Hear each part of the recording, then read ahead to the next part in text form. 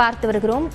பாகிஸ்தானின் கராச்சியில் உள்ள அமெரிக்க தூதரகம் மீது மக்கள் தாக்குதலில் ஈடுபட்டிருக்கின்றனர். அது தொடர்பான காட்சிகளையும் பார்த்து வருகிறோம். ஈரானின் உச்சபட்ச தலைவர் கமேனி கொல்லப்பட்டதை அடுத்து பாகிஸ்தானின் கராச்சியில் உள்ள அமெரிக்க தூதரகம் மீது மக்கள் தாக்குதலில் ஈடுபட்டிருக்கும் காட்சிகளை பார்த்து வருகிறோம்.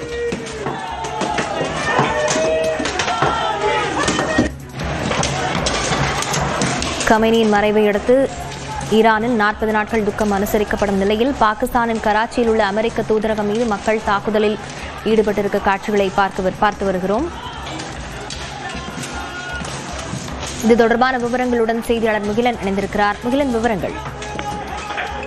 சிவரஞ்சனி, அதாவது பாகிஸ்தானில் பொதுமக்கள் ஏராளமானோர் தற்போது அமெரிக்க தூதரகத்திற்குள் உள்நுழைந்து அங்கு தாக்குதலில் ஈடுபட்டு வருகின்றனர். அது தொடர்பான காட்சிகள் தற்போது வெளியாகியிருக்கிறது.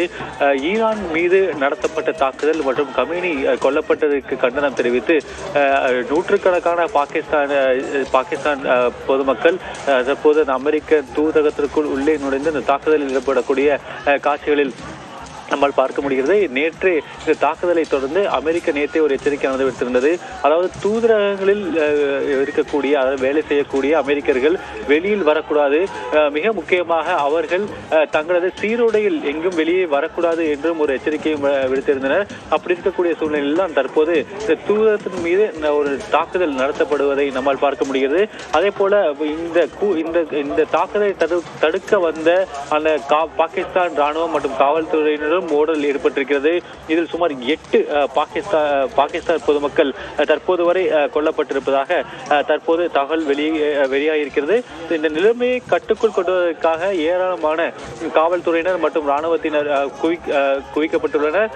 அதே போல அந்த அமெரிக்க தூதரகத்திற்குள் நுழைந்த அந்த பொதுமக்களையும் தற்போது வெளியேற்றும் பணியும் தற்போது நடைபெற்று வருகிறது.